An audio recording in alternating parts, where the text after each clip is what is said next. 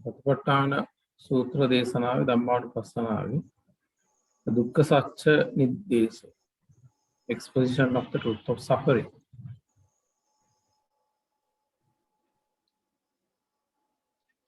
Such of the section on the noble truths. Dukkha Satya Niddeso, exposition of the truth of suffering.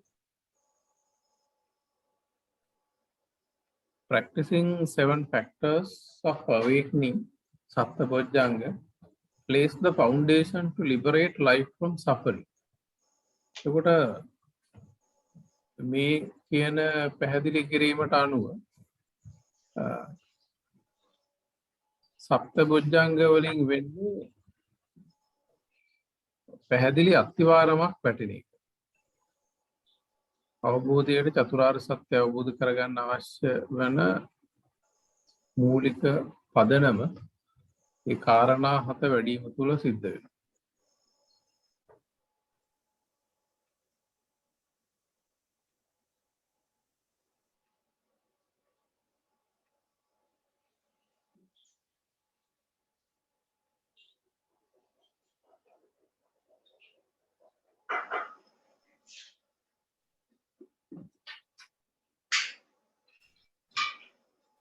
Practicing 7 factors of awakening. But bodhi anga ප්‍රායෝගිකව පුහුණු කිරීම වැඩිම පොජ්ජංග ධර්ම වැඩිම lays the foundation පදනම ගොඩනගනවා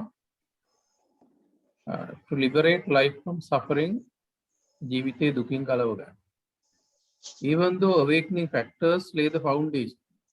එතකොට මේ බෝධි අංගයන් පදනම ගොඩනැගුවත් it doesn't completely liberate life from suffering. සම්පූර්ණයෙන්ම ජීවිතය දුකින් ඒ තුල ගැලවිලා නැහැ. සෑහෙන මට්ටමකට ජීවිතේ නිවිලා තියෙනවා බෝධි අංග වැඩිම තුල අවබෝධයට චතුරාර්ය සත්‍ය අවබෝධයට දුක් කෙලවරට අවශ්‍ය කරන නිවීම පදනම අවශ්‍ය ප්‍රමාණයට ලැබිලා තියෙනවා. නමුත් life expectancy is still there. ජීවිත අපේක්ෂාව මේ පැවැත්මට තියෙන කැමැත්ම එතන ඉතිරි වෙලා තියෙනවා. It is this existence of life that puts the individual into suffering. එතකොට මේ පැවැත්මම තමයි පුද්ගලයාව සසරේ දුකට පත් කරන්නේ. මේ පැවැත්මම දුකක් වෙනවා. Anyway, the one who practices the 7 awakening factors,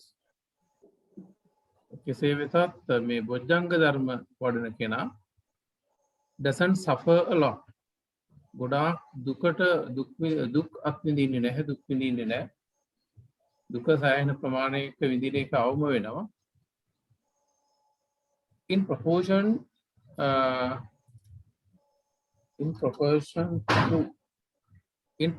to another. වෙන කෙනෙක්ට වැඩිය බොජ්ජංග ධර්ම නොවඩන කෙනෙක්ට සාපේක්ෂව ගත්තාම බොජ්ජංග ධර්ම වඩන කෙනා අවම දුකක් තමයි ප්‍රායෝගිකව ජීවිතේ අත්විඳින්නේ. ඔහු සෑහෙන මට්ටමකට නිවිලා ඉන්නේ. The degree of suffering is comparatively not very rough. එතකොට මේ පීඩණයට දුකට පත් වෙන ප්‍රමාණය සාපේක්ෂකව රළු ගතියෙන් අවමයි සාමාන්‍ය කෙනෙක් එක්ක සංසන්දනාත්මකව බලමු. His mind is tranquil. ඔහුගේ මනස සෑහෙන දුරට සංහිඳියාවකට පත් වෙලා තියෙනවා. He is still has the liking or willingness for living. නමුත් තවමත් ඒ සංසුන්කම තුල ජීවිත ආසාව පැවැත්ම තියෙන කැමැත්ත ඉතිරි වෙලා තියෙනවා. Then he comes to find the way towards total liberation. එතකොට මේ සංහිඳියාවට පත් වෙච්ච කෙනා ඔහුටම තේරෙනවා මෙතන පූර්ණ විමුක්තිය නැහැ. එහෙනම් he comes to find the way towards total liberation. පූර්ණ විමුක්තිය දෙසට මාර්ගයේ සෙවීම අවශ්‍යයි. නැත්නම් eternal emancipation. පූර්ණ ස්ථාවර විමුක්තිය ලබා ගැනීම අවශ්‍ය වෙන බව තහවුරු වෙනවා ඒ අවබෝධය තුල. The Four Noble Truths shows the way towards eternal emancipation. එතකොට චතුරාර්ය සත්‍ය තමයි මේ සදාතනික විමුක්තිය දෙසට මඟ පෙන්වන්නේ.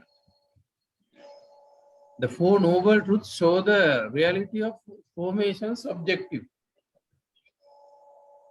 The Four Noble Truths, චතුරාර්ය සත්‍ය show the reality of formation. සංස්කාරවල යථාර්ථය පෙන්වනවා.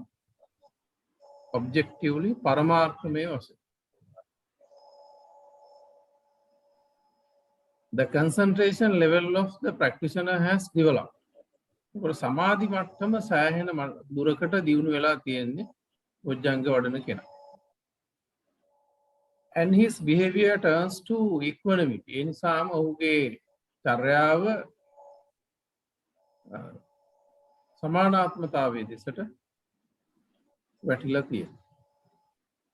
And that serenity of mind, ඒ සංසිඳුණු ශාන්ත මනස තුළ develops the intelligence and wisdom. නුවණ සහ ප්‍රඥාව වැඩි.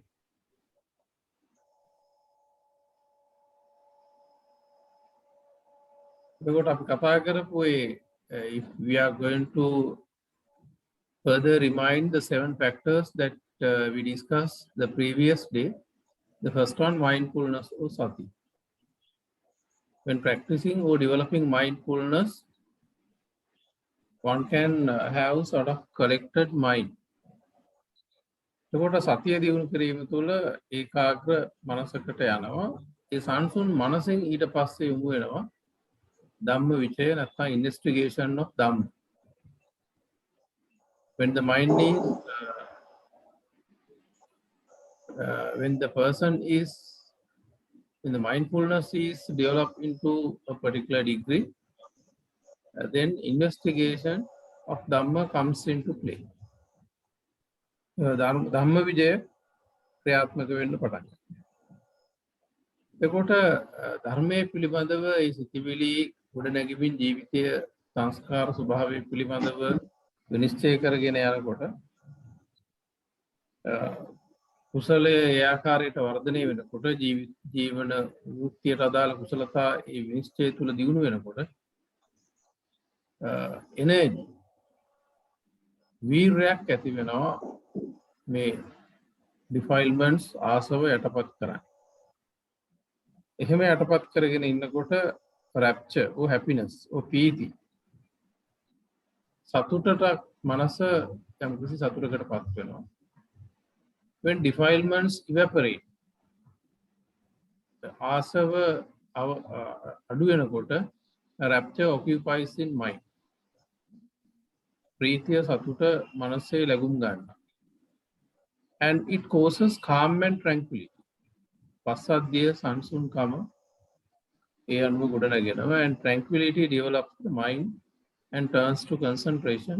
ඒ සංහිඳියා මනස තහවුරු වෙන මට්ටමකට සමාධි මට්ටමකට ඊළඟට පරිවර්තනය වෙනවා. And highly collected mentality admits nothing and turns to equanimity or upekka. ඒ සමාධි මනස ඊළඟට මේ අවබෝධය තුළ ධර්මානුකූල මාර්ගය තුළ ගමන් කරන එක්කෙනාගේ ඒ සමාධි මට්ටම ස්ථාවර වූ ඒකාග්‍රතාවයේ admits nothing. කිසිම දෙයක් බාරගන්නේ නැහැ. හොඳ නරක හැටියට දේවල් දකින්නේ නැහැ. ඒ දේවල් ඒ ධර්මතාවල ස්වરૂපයන් වලට අනුව සිද්ධ වෙන බව පිළිගැනීමක් වෙනවා. ඒ ඉක්කොනොමිටි උපේක්ඛා මට්ටම.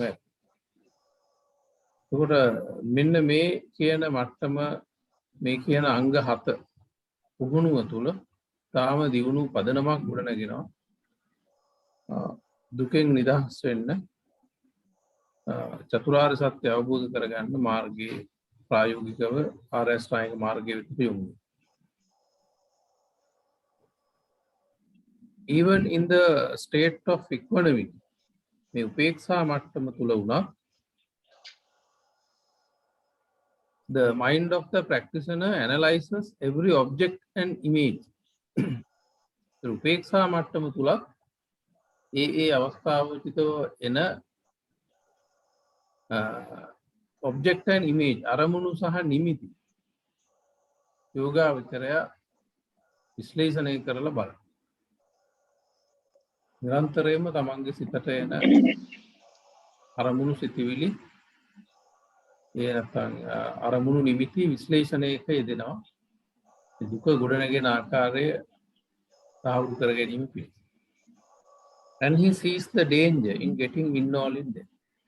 එතකොට ඒ අරමුණු නිමිති විනිවිද දකිනකොට ඒ ලෞකික නිමිති අරමුණු තුලට නිමග්න වීම ඇතුලේ විශාල අනතුරක් දුකක් ගොඩනගෙන බව ඔහුට පේනවා. He sees the danger අනතුර පේනවා in getting involved in them. ඒව නියුක්ත වුණා. නැත්නම් ඒ නිමිති අරමුණු ඇසුරු කරන්න ගියොත් දුක්ඛන්දරාවකට වැටෙනවා කියලා ප්‍රායෝගිකව තහවුරුව දකින්න. And stays uninvolved. එතකොට ඒ අනුව ඒවට සම්බන්ධ නොවි ජීවිතේ පවත්වන. දේවල් වෙනවා ඒවා ඇහැට රූප ශබ්ද ගන්ධ රස ස්පර්ශ ඒ දේවල් ඉන්ද්‍රිය වලට ස්වාභාවිකව ආකාරයට ඒවා ස්පර්ශ වෙනවා ඇසුරු වෙනවා ඒ අනුව සිද්ධි වෙනවා. නමුත් ඒවා ඉදිරියට රැගෙන යන්නේ ඒ ස්පර්ශය තුල ඒවා නතර වෙනවා. But sees everything without getting attached නොවි ඒවා බැඳෙන්නේ නැතුව දකිමින් ඉන්න. In this state of analysis මේ විශ්ලේෂණ තත්ත්වය ඇතුලේ the practitioner understands that every feeling causes suffering. හැම වේදනාවක්ම දුකක් ගොඩනගන බව මේ විශ්ලේෂණය තුල දකින්න. either pleasing or unpleasing, agreeable or disagreeable, සැප හෝ දුක් හෝ මොන විදිහට ගත්තත් හැම විදීමක් තුලම දුක පැවරිච්ච ස්වરૂපය දකින්න. There is no use of valuing these feelings. මේ වේදනාවන් තුල විඳීම් තුල වටිනාකමක් නැහැ කියන එක දකින්න. එතකොට දැන් මේ ප්‍රමාණිකූලව ගමන් කිරීමක් ප්‍රමාණිකූලව ධර්මයේ තුල පරිණත වීමක් ප්‍රායෝගිකකරණය වීමක් මේ සතිපට්ඨාන සූත්‍රයේ මේ ආකාරයෙන් පියවරෙන් පියවර මේ දියුණු අවබෝධය කරා යන හැටි පේනවා. ඒතර අපිට මේක ඊටාම ගැඹුරින් නිරන්තරයෙන්ම මේක අපිත් මේ ආකාරයට මේක අධ්‍යයනය කරමින් ජීවිතයට ගලපගෙන ජීවිතය තුලින් ඒ අවස්ථාවල මේක දිහා බලනකොට අපිටත් සෑහෙන මට්ටමකට ජීවිතේ නිවීමක් ලබන්න පුළුවන්කම තියෙනවා. අපේ තියෙන අවබෝධය සංසාරේ කුසල පරිණතිය විවිධ කාරණාවලට සාපේක්ෂව යම් යම් මට්ටම් වලට අනුව. So all feelings end and change. දැන් මේ විදිහට උපේක්ෂා සහගතව ඉන්නකොටත් සතුටකුත් තියෙනවා. නමුත් මේ හැම වේදනාවක්ම කෙලවර වෙන්න වෙනස් වීමකින් කෙලවර වෙනවා. I have to achieve a state where there is no birth, decay and death. එහෙනම් දැන් මම මේ දුකෙන් අයින් වෙන්න නම් මේ ජාති ජරා මරණ නැති තැනකට යන්න ඕනේ. එවැනි තත්ත්වයක් අත්පත් කරගන්න ඕනේ. I have to achieve a state where there is no birth, ජාති, decay, ජරා and death මරණ. ඒක දැන් ඒ බොජ්ජංග ධර්ම වලින් පස්සේ ප්‍රමාණිකූලව චතුරාර්ය සත්‍ය විතර යොමු වෙනවා. දුක්ඛ සත්‍ය මේ විදිහට ආරම්භක ප්‍රවේශයක් හැටියට අරගෙන. When one thinks accordingly, මේ විදිහට හිතනකොට his mind falls into the four noble truths. දැන් මේ මනස වැටෙන්නේ යෝගාවචරය මේ යොමු වෙන්නේ චතුරාර්ය සත්‍ය දෙසට. then he starts gradually relieving his mind. අනතුරුව ඔහු පටන් ගන්නවා ක්‍රමානුකූලව මනස නිදහස් කරගන්න. From each piece of suffering. ඒ එක් එක් දුක් වලින්. දුකෙන් දුකට පත් කරන සංයෝජන ආසව ඒ කොටසින් කොටස ඇනලයිස් කරගෙන අවබෝධයෙන් ඒවෙන් බැහැර වෙවි නිවි එන්න උත්සාහ කරනවා. Even then he understand that the achieved serenity doesn't remain the same. දැන් ඒ යම් සංහිඳියාවක් සෞම්‍ය බවක් අත්පත් කරගත්තත් ඒකත් ඒකාකාරීව නොපවතින බව. අරහත්ත්වයට පත් වෙන කම්ම ඒකත් නිවනපත් වෙනවා වගේ අඩු වැඩි වෙමින් ඒ අවස්ථාවට ඒ හේතු කාරණාවලට අනුව වෙනස් වෙවි යනවා. The pleasing state doesn't stay the same. ඒ ප්‍රසන්න සෞම්‍ය තත්ත්වය එකම විදිහට ඒකත් පවතින්නේ නැහැ. දැන් මේ හැම දෙයකම තියෙන අනියත බව. වේදනාවල ඒ මොහොතට පත් වෙන අවබෝධයේ මට්ටම් හැම එකක් තුලම පැවැත්ම තුල ගොඩනැගෙන සියලු සංකතයන් තුල වෙනස් වෙන අවිනිශ්චිත ස්වરૂපය ප්‍රායෝගිකව පේනවා තමන්ගේ ජීවිතය තුලින් තමන්ගේම මනසේ ක්‍රියාකාරීත්වය තුල. When seeing, mind is connected with the visual object, and when hearing, it is connected to sound. When seeing, රූපයක් දකිනකොට mind is connected with visual object. දෘශ්‍ය අරමුණක් එක්ක මනස සම්බන්ධ වෙනවා. ඒ අනුව සිතුවිලි සංස්කාර ගොඩනැගෙනවා. එතකොට ඒ ඇහෙන දේ ඊට පස්සේ වෙන දෙයක් ඇහුනොත් when hearing, it is connected to the sound. ආය දෙයක් ඇහුනොත් ඒ ශබ්දේ පැත්තට යනවා. ඒ වගේ මේ රූප ශබ්ද ගන්ධ රස ස්පර්ශ කියන ඒ අරමුණු ප්‍රබල වෙන ආකාරයට ඒ අරමුණට පනිනවා. එක වෙලාවකට ඇහැ ප්‍රකට වෙනවා, එක වෙලාවකට කන ප්‍රකට වෙනවා. අනිත් ඒවා අඩු වැඩි වශයෙන් ඒවට උදව් වෙමින් පවතිනවා. හැම එකකම මේ එකිනෙකට සම්බන්ධතාවයක් තිබුණා. ඒ අවස්ථාවල ඒ අරමුණු ස්මතු වෙන බවක් දකින්න.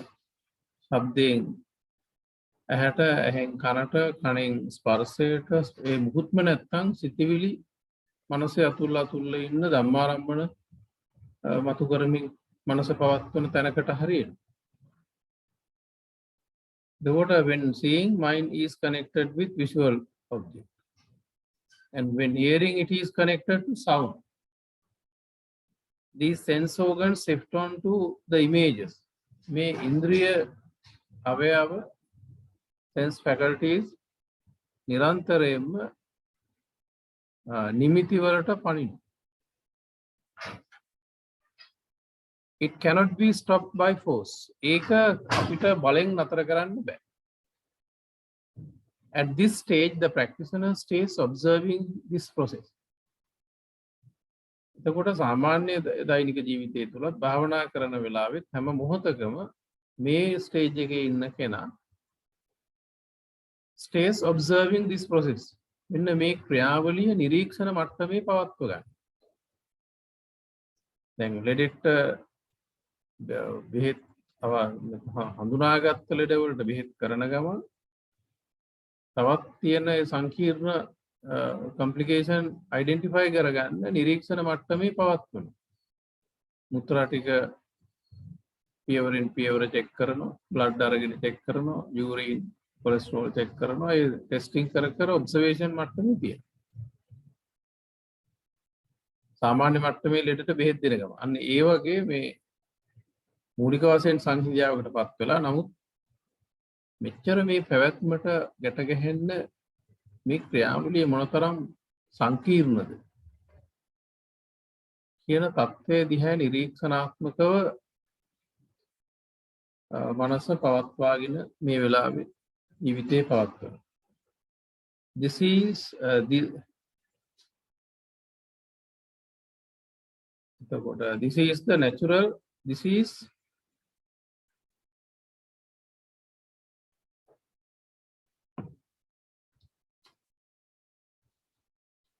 is natural in life process, though I like it or not. එතකොට මේක මේ ජීවන ක්‍රියාවලිය තුළ මේක ස්වාභාවිකයි. මේ ශබ්දවලට, රූපවලට, ස්පර්ශයට, එක නිමිති වලට, අරමුණු වලට ඒ පංච ඉන්ද්‍රයන් වලින් එහෙට මෙහෙට පයින් එක ඒක ස්වාභාවිකයි. එහෙම එකක් වෙනවා. ඒක ලෝකයේ ගොඩනැගෙන විදිහට ස්වාභාවිකව ඒක වෙනවා. එතකොට දැන් මෙයා බලනවා how does it turn to suffering. එහෙනම් මේ ක්‍රියාවලිය දුකට පරිවර්තනය වෙන්නේ වැටෙන්නේ කොහොමද? If one stays in one pleasing object. එහෙනම් මේ දුක් වෙන්නේ කොහොමද කියලා බලනකොට මේවා දිහා උට පේනවා. If one stays in one pleasing object. එක ප්‍රසන්න සෞම්‍ය අරමුණක සිත ඉන්න විට it turns to another aspect. ඒ සෞම්‍ය අරමුණින් වෙනස් ස්වරූපයකට ඒ මනස පරිවර්තනය වෙනවා. වෙන තරකට ආයෙ පයි. ඒක නරක මට්ටමේ තිබුණත් ආයෙ වෙන තර මොන මට්ටමේ තිබුණත් පවතින මට්ටමෙන් හැම තිස්සෙම පණිනවා. එතනදී මට තේරෙන්නේ මේ හිත වෙනස් වෙනවා කියන එකද නැත්නම් ඒ ඔබ්ජෙක්ට් එක වෙනස් වෙනවා කියන එකද? ඔබ්ජෙක්ට් එකක් සොයනස් දැන් ඒ උදාහරණයකට අපි ගත්තොත් අපි ටීවී බල ඉන්නකොට අපිට ඇහැ එතන ප්‍රබලයි. ඊට පස්සේ සමහර ලාවට ශබ්ද මුද්‍රා රූප කන්දරාවක් යනවා අපිට ඇහැ ප්‍රබලයි. එකපාරට වෙන ශබ්දයක් ආවොත් ආයි ඇහැ කනට පැත්තට සිත යොමු කරනවා. ඒ වගේ නිමිති වල ස්පර්ශය ප්‍රබල වෙන ආකාරයට තමයි එතකොට අර සිතේ ක්‍රියාකාරීත්වය සංස්කාර ගොඩනැගීම ඉහළ පහළ යන්නේ. මේක මූලික වශයෙන් එතන ඒ ස්පර්ශය බලපං. අර එක තැනකට තියෙන්නේ නැහැ. නමුත් දැන් මේ ක්‍රියාවලිය මේක දුක් වෙන්නේ කොහොමද කියන්නේ. එතකොට දුකක් වෙන්නේ කොහොමද? පැවැත්ම මේ ජීවිතේ දුකක් වෙන්නේ කොහොමද කියලා එතනදී බලන්න උත්සාහ කරනවා. How does it turn to suffering? If one stays in one pleasing object, අන්නතර යාට පේනවා මේ ප්‍රසන්න සෞම්‍ය තත්වයක ඉන්නකොට it turns to another aspect. වෙනස් ස්වරූපයකට ඒක පයි. අර ප්‍රසන්න මට්ටමේ රැඳෙන්නේ. The state which එතකොට ඒකට බාහිර අරමුණු වල වෙනස් වීමත් නිමිති වල වෙනස් වීමත් බලපානවා. එහෙම නැත්නම් ඒ සිතේ ස්වභාවයත් ඒකට බලපානවා. සිත ප්‍රවාහයක් නිසා ඒක ගලාගෙන යන සිත වේගයක් ප්‍රවාහයක් නිසා එතකොට ඒ ස්වરૂපයේ මතත් එකක රැඳෙන්නේ නැහැ. The state which was pleasing turns to another state. එතකොට ප්‍රසන්න තත්වය තව තත්වයකට පත් වෙනවා. සෞම්‍ය මනස තවත් වෙනත් තැනකට මේ සෞම්‍ය මට්ටමේ අපිට රඳව ගන්න බෑ. ඒක වෙන තැනකට ආයේ තවත් අඩු හෝ වැඩි වෙනත් සෞම්‍ය මට්ටමකට හෝ ඊට පරිබාහිර හෝ මධ්‍යස්ථ හෝ වෙනත් තැනකට ආයේ වැටෙනවාමයි. The thought which brought about pleasing sensation. සෞම්‍ය මට්ටමක් ගෙන ආපු සිතිවිල්ල turns to another thought of sensation in no time. විශාල වෙලාවක් ගන්න නැතුව ඊටාම ක්ෂණයකින් වෙනත් සමහර විට ඊට සමාන වෙනස් ආකාරයක වෙන හැඩයක වෙන ඩිමෙන්ෂන් එකක වෙන ස්වරූපයක වේදනාවකට ඒ ශරණයකින් ආය අරක වැටෙනවා. And this occurs constantly. මේක හැමතිස්සෙම වෙනවා. සිතිවිල්ලෙන් සිතිවිල්ලට වේදනාවෙන් වේදනාවට ඒ යම් තත්වයකින් තත්වයකට මේ පරිවර්තනීය ස්වභාවය මේ ධර්මතාවල නිරන්තරයෙන් වේගයෙන් වෙනවා. Prevailing state of mind මනසේ පවතින තත්වය is depreciated වැයවීමක් ක්ෂයවීමක් වෙනවා and consume පරිභෝජනය වීමක් වෙනවා and brings about another වෙන එකක් ගේන. එතකොට දැන් මේ දුක්ඛ සත්‍ය හඳුනා ගන්න තැනට එන්නවා ප්‍රායෝගිකව.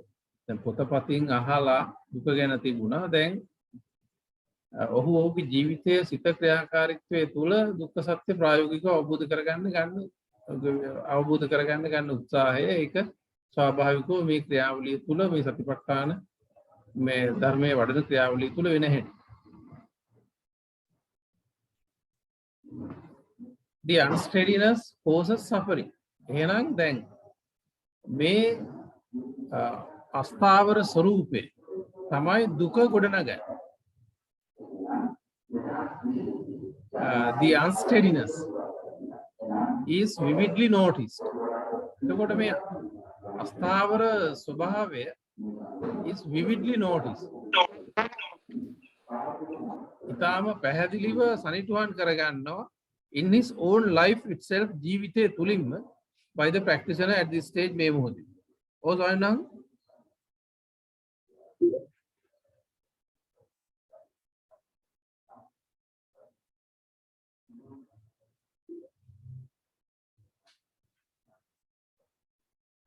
එතකොට දැන් මෙහෙම මේ ජීවිතයේ ක්‍රියාකාරීත්වය දිහා බලන් ඉන්නකොට මනසේ ක්‍රියාකාරීත්වය දිහා බලන් ඉන්නකොට පේනවා හැම මොහොතකම මේ නිමිති වලට පනිනවා වගේ සිතවිල්ලත් වේදනාවක් දැනෙන එකත් නිරන්තරයෙන්ම පවතින එක වැය වෙලා දූෂණය වෙලා කෙලසිලා විනාශ වෙලා තවත් එකකට වැටෙනවා.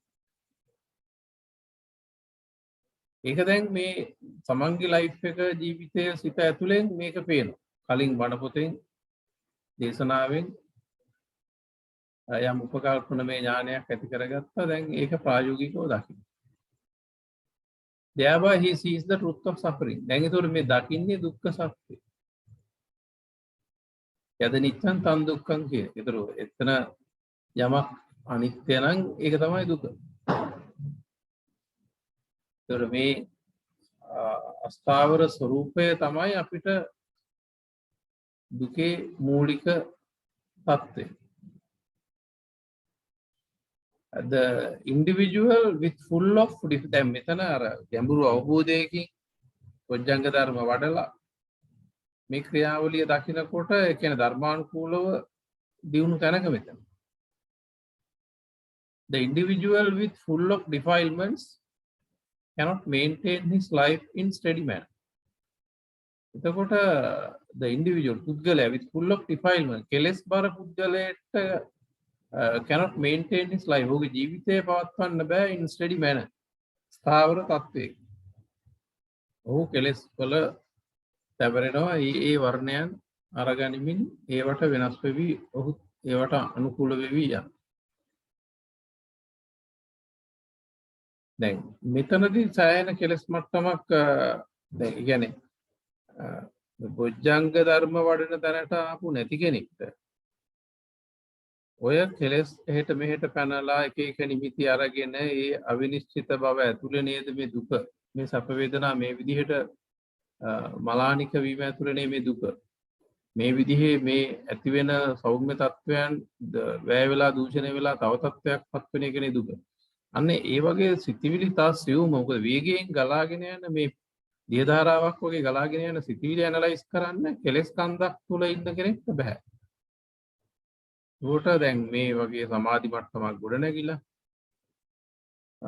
අපිට මේවා යම් මට්ටමකින් කතා කරලා යම් අවබෝධයක් ලබන්න පුළුවන්. යම් මේ අවබෝධයක් ලබාගෙන අපිට අපි උත්සාහ කරන ප්‍රමාණයට අපිට යම් දියුණුවක් ඇති කරගන්න පුළුවන්. සාමාන්‍යයෙන් කෙලස් ගොඩක්ම නිතරම ලෞකික කටයුතු කරන කෙනෙක්ට කියන අපකිච්ච නොවන කෙනෙක්ට මේ දුක්ඛ සත්‍ය පේන්නේ නැහැ. මේක මෙහෙම වෙන එකක් පේන්නේ නැහැ. ඒ කාර්යය තුල ඉන්න. ඒකම කියන්නේ. එතකොට pleasing and non pleasing. සෞම්‍ය සහ සෞම්‍ය නොවන, සැප සහ සැප නොවන. both ඒ වේදනා දෙකම cause suffering. ඒ දෙකම ගොඩනගන්නේ හේතු වෙන්නේ දුකට. මොකද they turn to another. ඒව හැමතිස්සෙම පෙරලෙන. At the very moment they surface. ඒවා මතුවෙච්ච මොහොතේම ඒවා දූෂණය වෙලා ඒවා පෙරලෙන. වෙන තත්යකට වැටෙනවා. ඒත් අපිට මේ සෞම්‍ය මට්ටම් පවත්වාගෙන තියාගන්න බෑ. This life contains the four noble truths. එතකොට මේ චතුරාර්ය සත්‍ය කියන එක ජීවිතය තුල අන්තර්ගතයක්. ජීවිතයේ ඇතුලේ පවතින ධර්මතාවය. එතකොට අපි ඒවා මූලික අවස්ථාවේදී බණ පොතෙන් දේශනාවෙන් සාකච්ඡාවෙන් අපි බාහිරින් යම් ප්‍රමාණයකට දකිනවා. නමුත් චතුරාර්ය සත්‍ය කියන එක ජීවිතේම තමයි. එතකොට ජීවිතයේ බණ පොතක් වෙච්ච මොහොත තමයි අපි ධර්මයට යොමු වෙච්ච අවස්ථාව. දැන් එකෙන් අදහස් කරන්නේ නැහැ අතරම මේ අපි සමහර කෙනෙක් කියනවා මේ තියෙන ධර්මයේ වැරදි ත්‍රිපිටකයේ ප්‍රශ්න ගොඩක් ඒවා කියනවා. ඉතින් ඒ ගොඩක් දේවල් ඉංග්‍රීසි කියවනක් තියෙනවා. What Peter says about John tells more about Peter, not about John කියලා. දැන් පීටර් කියන පුද්ගලයා ජෝන් ගැන එක එක ඒවා කියනවා. එතකොට පීටර් කියන පුද්ගලයා ජෝන් ගැන කියනකොට ඒ ජෝන් ගැන පීටර් කියන ඒවාෙන් තේරුම් ගන්න පුළුවන් වෙන්නේ ජෝන් ගැන වැඩිය පීටර් ගැන. එයා අරයා ගැන කිව්වට ඒ කියන ඒවාෙන් තේරෙන්නේ අරයා ගැන. ඒ වගේ දැන් මේ ධර්මයට හරියට ගොඩක් අය විවේචන එක කතා ගොඩක් නේ. මේක සමහර භාවනාවෙන් විතරයි සමහර අයට දේශනාවෙන් විතරයි එක එක විදිහට මේ ඔක්කොම හැමතැනම එක එක්කෙනාට සාපේක්ෂයි. සහ එක එක්කෙනාගේ දියුණුවට පරිණතියට කුසල් ප්‍රමාණයට අවබෝධයට නුවණට ප්‍රඥාවට ගොදුරු වෙන ප්‍රමාණයටයි මේක වැඩ කරන්නේ. ඒ අරින් අපිට එක එක නිර්ණායක කලින් හදාගන්න බෑ. මොකද එහෙම කියන. දැන් මගේ අදහස නම් මේ පංචස්කන්ධය ලොකු ධර්ම කරුණු පැත්තකින් තියලා පංචස්කන්ධය පිළිබඳව තියෙන විවරණ ස්වාමීන් වහන්සේලා සහ වෙනත් ප්‍රාමාණික අදහසක් තියෙන අය ලියපු පොතපත පැහැදිලි කරන දේශනා ඔය ඔක්කොම පංචස්කන්ධය පිළිබඳ විවරණය කාලයක් අපි ඇහුවොත් ඒකනුත් බුදුදහම පිළිබඳ අනාත්මවාදී දහම් පිළිබඳ දියුණු ප්‍රවේශයක් ජීවිතය පිළිබඳ ගැඹුරු අවබෝධයක් ලබන්න පුළුවන්. ඉතින් මොන පදනමකින් මේ පොත් ඕනේ මේවා ඕනේ සමහර ඒවා මේවා කටපාඩම් කරන් ආපුව බොරු වෙන්න ඇති. එක එක දේවල් ඉතින් දැන් හදාගන්න. නමුත් ඇත්තටම මේ ධර්මයේ සම්පූර්ණයෙන්ම ඔය තියෙන මට්ටම හොඳම මට්ටමේ දියුණුවම හොඳම මට්ටමින් තියෙන. එතකොට මේ හාමුදුරුවන්ට වඳින්න ඒ කාරණේම ඇති. මේක මේ විදිහට මට්ටමකින් පවත්වේ. එතකොට මේ ඒක මම මේ බාහිර අදහසක් ගත්තේ මේ නිකන් මේකට අදාළව අපි ආයෙ ඉස්සරහට ගියොත් ඒ නිසා මට හිතෙන්නේ මේ අපි ඕනම ධර්ම කාරණා මේ පවත්වන බොජ්ජංග ධර්ම හරි මේ තියෙන අනිකුත් කාරණා හරි පොත්පත්වල ත්‍රිපිටකයේ තියෙන කාරණා අපි දිනුව හිතලා මනසින් සම්මර්ෂණය කරගෙන ජීවිතයත් එක්ක ගලපගෙන ඒවා මේ විශ්ලේෂණය කරමින් ජීවිතයත් එක්ක ගලපගෙන දිනුව කල්පනා කරන්න ගත්තොත් මේ යථාර්ථය මතුවෙනවා. ඒකට යොමු නොවි අපි ප්‍රාථමික දේවල් වල ඉඳගෙන මේ එක එක දාර්ශනික ලොකු කතා කිව්වට ඒවා මම හිතන්නේ ඇත්තටම පදනමක් තියෙනවා කියලා. This life contains the four noble truths. මේ ජීවිතය ඇතුලේ මේ චතුරාර්ය සත්‍ය තියෙනවා. එතකොට අපිට බාහිරින් දේශනාවෙන් ස්වාමීන් වහන්සේලාගේ බණකින් අපි මූලික දේවල් තේරුම් ගත්තට ක්‍රමානුකූලව එනවා ජීවිතේ පැත්තට. ඒතොර මේ ආගම් සහ බුද්ධාගම අතර වෙනසක් ඒක. ආගමකින් මිනිසා නොපෙනෙන අනන්තයකත් බුදුදහමෙන් දේශනාවෙන් ත්‍රිපිටකෙන් ටික ටික පුද්ගලයා තුළටම යොමු කිරීමක් සිද්ධ වෙනවා. එතකොට ඒ තුලින් ජීවිතයේ නියදියක් කරගෙන විශ්වයේ යථාර්ථය දැකලා නිදහස් වීමක් තමන්ගෙන් නිදහස් වීමක් දක්වා මේ මනුෂ්‍යත්වයේ උපරිම පරිණති කරා යෑමට අවශ්‍ය කරන සියලු කාරණා අද වෙනකොට අපිට මේ ධර්මයේ තුල පවතින. This life contains the four noble truths. The truth of suffering. dukkha satya. The truth of the cause of suffering. දුකට හේතු වෙන නැත්නම් දුක්ඛ සමුදය හට ගැනීම. ඒ වගේම the truth of the end of suffering. නිරෝධය. ඒ වගේම the truth of the path that leads to the end of suffering. දුක නැති කිරීමට යන මඟ මාර්ග සත්‍ය. මේ සියල්ල අවබෝධය තුළ ජීවිතය හා සම්බන්ධව පවතින යථාර්ථමය ඉගැන්වීම.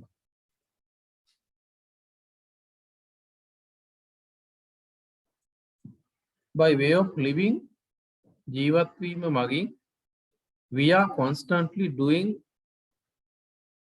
what we are constantly doing is to perform according to inner defilements. ඒතර මේ ජීවත් වෙනවා කියලා අපි නිරන්තරයෙන් කරන්නේ what we are constantly doing නිරන්තරයෙන් කරන්නේ is to perform according to inner defilement. ජීවත් වෙනවා කියලා අපි කරන්නේ මේ අපේ ආධ්‍යාත්මික කෙලෙස් වලට අනුව නටන එක.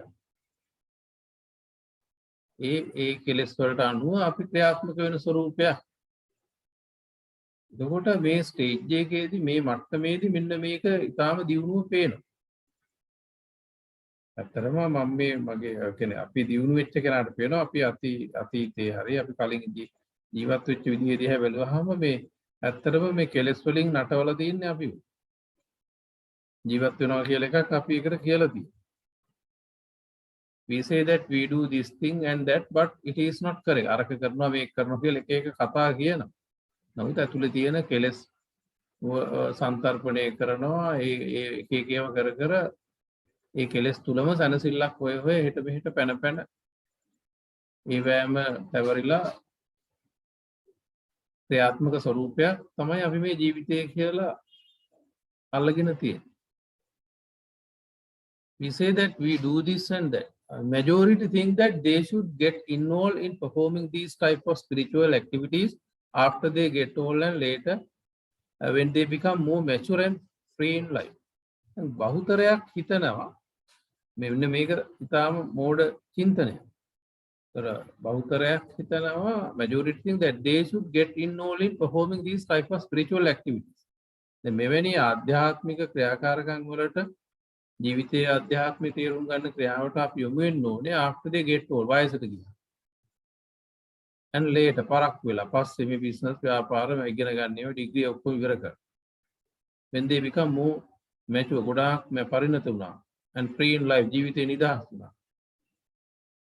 දැන් එතකොට ඒක මේ තේරුමක් නැති අදහසක්. තාම බරපතල ලෞකික වැඩ කරන අතරෙත් පොඩි ඉඩක් තියාගෙන මේවත් කර කර යන්න වෙයි.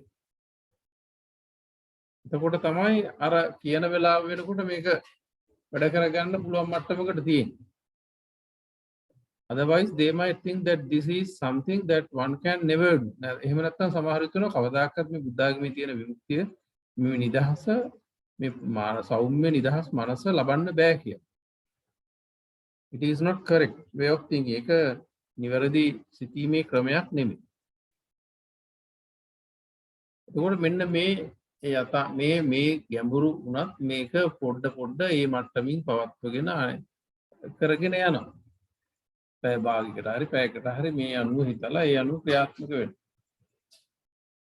That is just like what happened to Venerable Ananda, the assistance of the Buddha. බුදුහාමුදුරන්ගේ උපස්ථායක ආනන්ද හාමුදුරන්ටත් උනේ ඔන්නෝ. Being assistive to the Buddha, බුදුහාමුදුරන්ට සහයෝගීව ඉඳගෙන being assistive to the Buddha is what lingered. මනසේ රැඳිච්ච දේ තමයි in the mind of Venerable Ananda there rather than attaining arahatsi.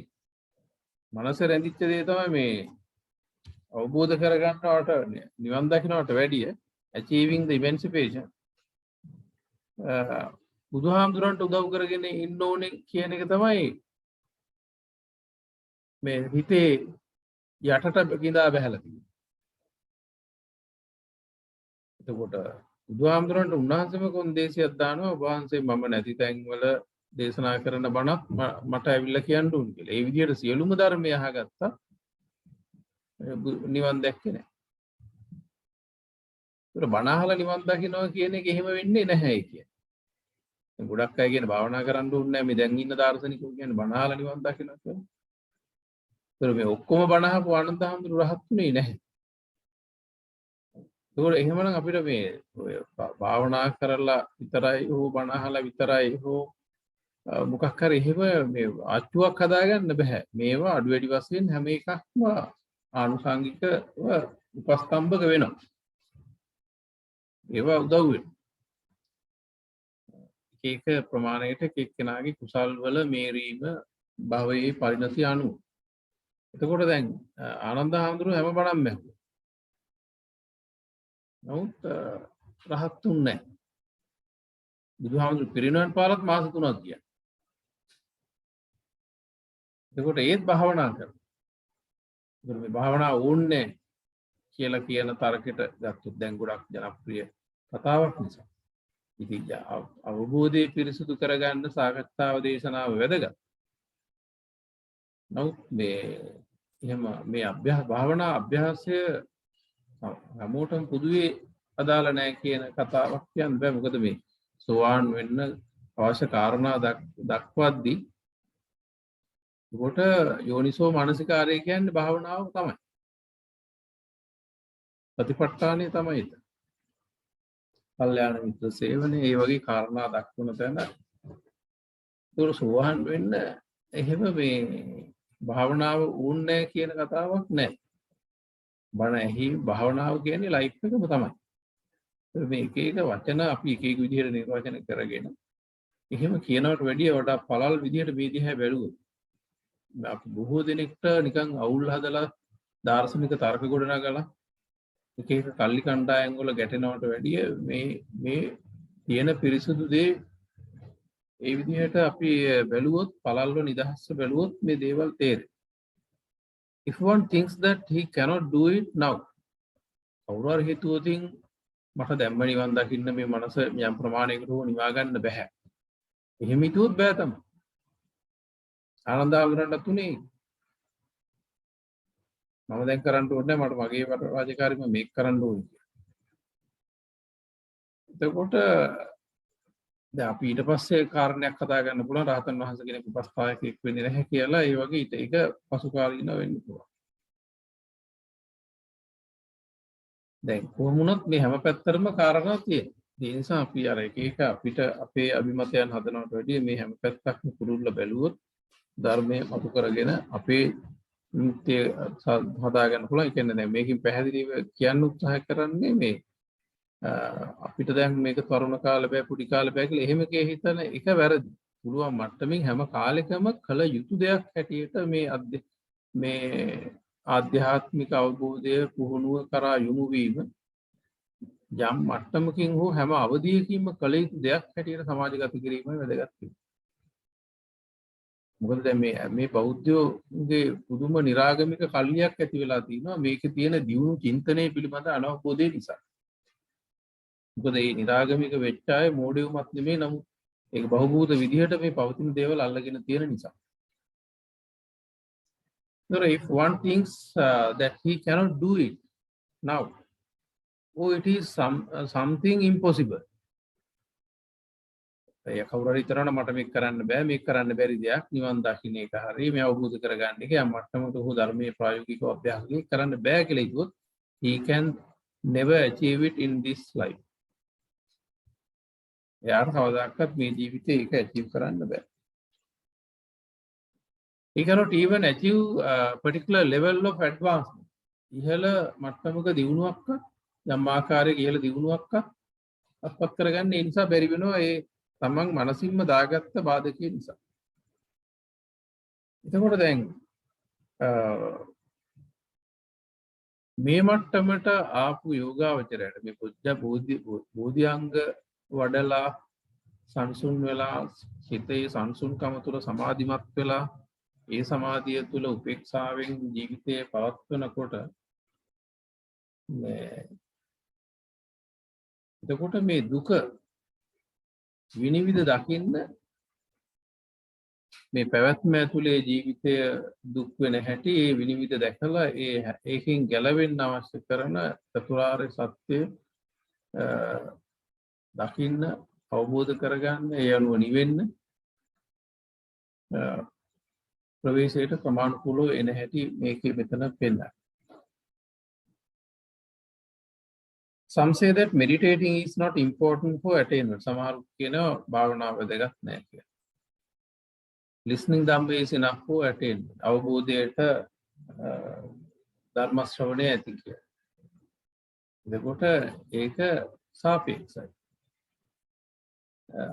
කෙනෙක්ට ධර්මයේ අහනවට වැඩිය ඒ සතිපට්ඨානය වගේ වැඩනකොට තමන්ටම මනසේ ඇතිවෙන දියුණු තත්ත්වය ඇතුලේ ධම්ම විජය ඇතුලේ සැලකිය යුතු මට්ටමකට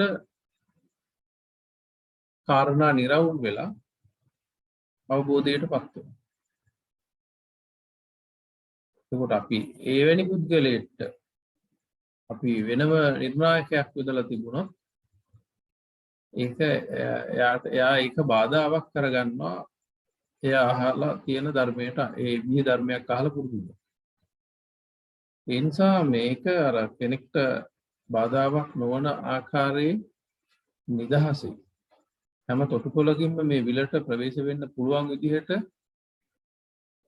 බාධා ඇති නොකර ධර්මයේ පිළිබඳ කටයුතු කිරීම වැදගත් වෙන එක ඒ අනුව පැහැදිලි වෙනවා. Listening Dhamma is enough. But Ananda Thera didn't attain Nibbana though he listened all the sermons by the Buddha. So බුදුහාමුදුරුවෝ දේශනා කරපු හැම ධර්මයක්ම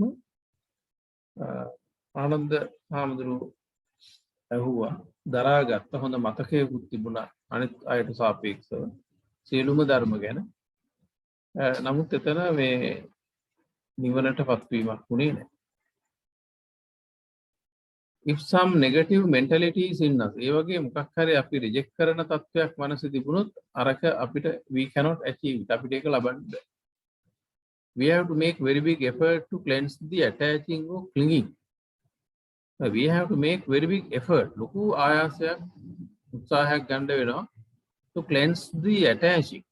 මේ ඇලෙන තත්වය, clinging උපාදාන තත්වය that we have ඒක පිරිසිදු කරගන්න. That we have with the things that we associate. අපි අසුරු කරන දේවල් එක්ක මතුවලා එන මේ ඇලීම් සහගත තත්වයන් පිරිසිදු කරන්න විශාල ආයාසයක් ගන්න වෙනවා. ඒ ඇලෙන දේවල් වලින් මේ එහෙම එකපාරට ගැලවෙන්න බෑ. We have to turn the attaching nature into non-attaching.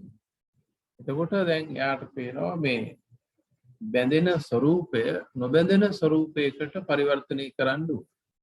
ඒ බැඳි ගියොත් මේ බැම්ම තද වෙනවා. We have to see their fruitlessness and uselessness. එහෙනම් මේ බැඳීම් වල තියෙන නිෂ්ඵල භාවය, fruitlessness and uselessness, අප්‍රයෝජනවත් බව. දැඩිව දකින්න සිද්ධ වෙනවා. මොකද අපි බැඳෙන්නේ අපිට පාලනයේ පවත්වාගත නොහැකි ධර්මතා තුලටම. එහෙම බැඳිලා අපි ඒවා මේ විදිහට පවතින්න ඕනි කියලා හිතන්නේ. දැන් අන්න ඒ මායාව පදනම් කරගෙන බලලා මේ බැඳීම් අවම කරගත යුතුයි කියන මනසට in order to attain freedom or happiness of enlightenment. එතකොට අවබෝධයේ සතුටට විමුක්තියට පත් වෙන්න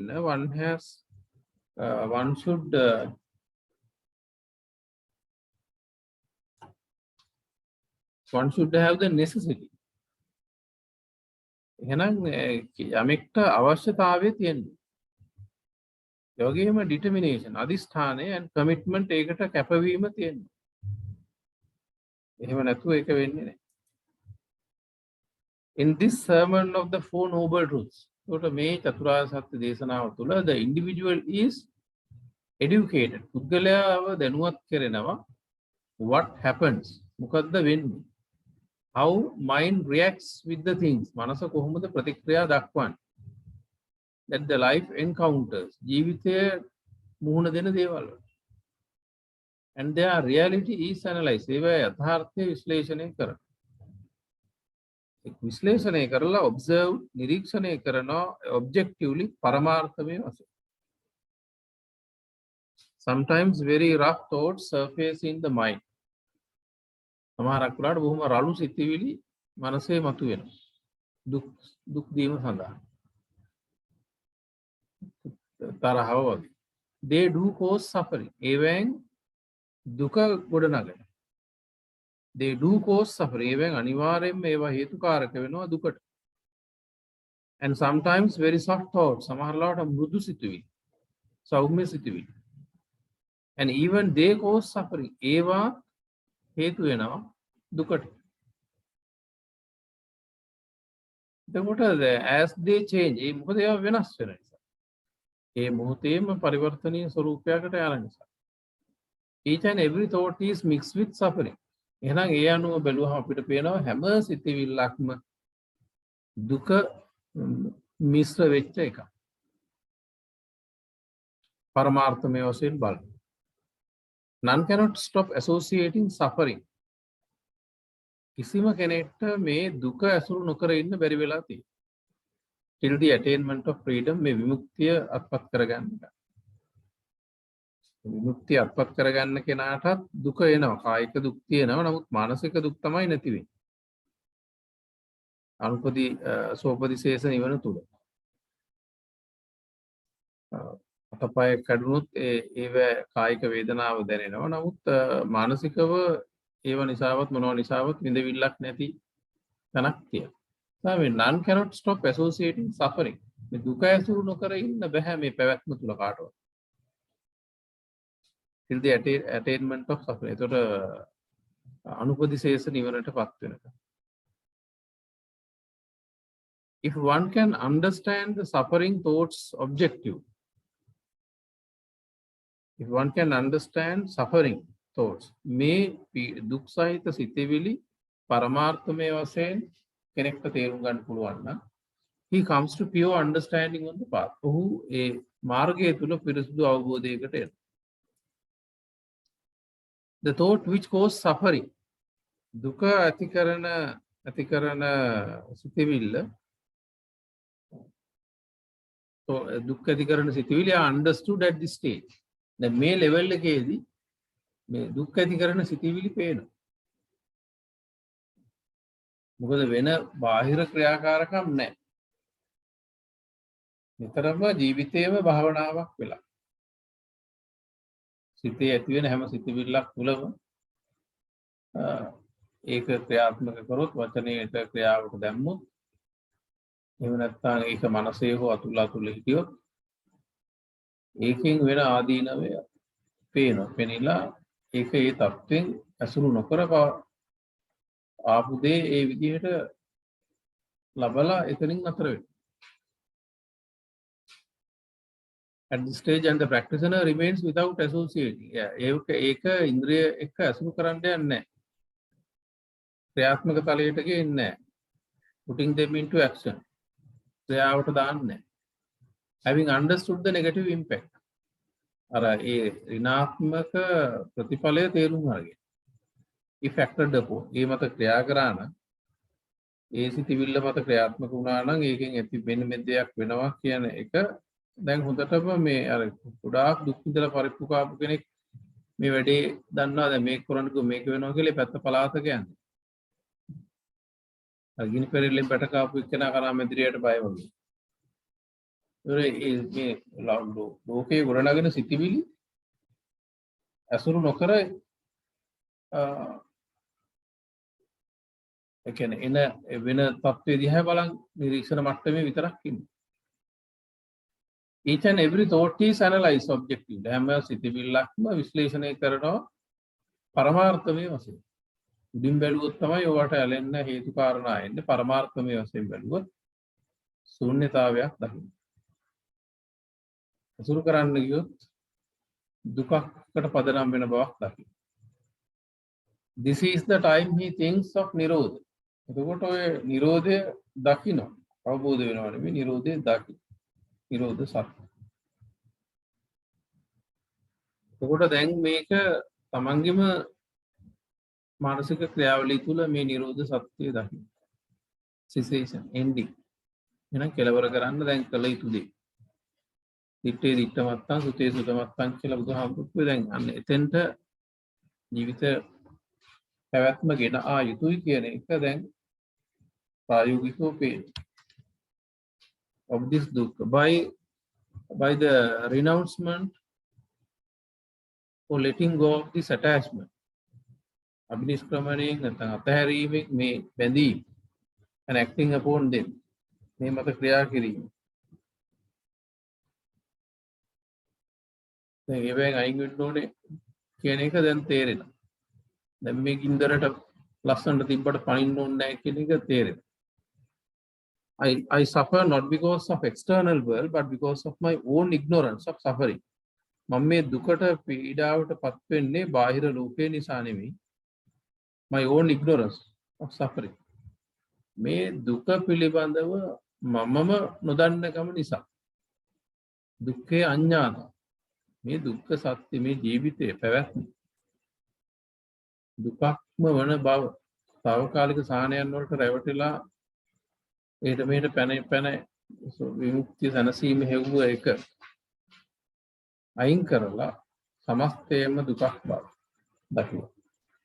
එතකොට මේ I suffer මම මේ දුකට පත් වෙලා තියෙන not because of external world බාහිර ලෝකේ නිසා but because of my own ignorance of suffering මම මේ දුක නොදැක්ක නිසා. මේ විදියට ජීවිතයේ සිත මනස පරිහරණය කිරීම තුළ දුකෙන් දුකට කරදරෙන් කරදරයට භවයෙන් භවයට වැටිලා අනේක මට හරියට මම දැක්කේ නෑ නොදැන. දැන් මට ඒක ප්‍රායෝගිකව පේනවා. If I want to be free මට නිදහස් වෙන්න අවශ්‍ය නම් I have to associate noble ධම්ම. නම් මට අසුරු කරන්න වෙනවා දැන් මේ උතුම් ආර්ය ධර්ම. චතුරාර්ය සත්‍ය ධර්ම. හරිය ධම්ම. My thinking was not correct. කලින් මම හිතපු විදිහ වැරදි. හරි නැහැ. That's why I suffered. ඒකයි මම මෙච්චර දුක් විඳින්නේ. I thought things must be in accordance with the way I want them to be. මම කලින් හිතුවේ මට සතුටු වෙන්න නම් මේ මගේ දේවල් මේවා අත්පත් කරගන්න ඕනේ. ඒවා මට ඕන විදිහට පවතින්න ඕනේ. ඒ මත තමයි මට සතුටු වෙන්න පුළුවන් කියලා. It's a misconception by me. ඒක වැරදි මතයක් මගේ. ලෝකෙන් සතුටු වෙන්න ගියේ එක. අනියත දේවල් තුල සතුට හොයපුයි.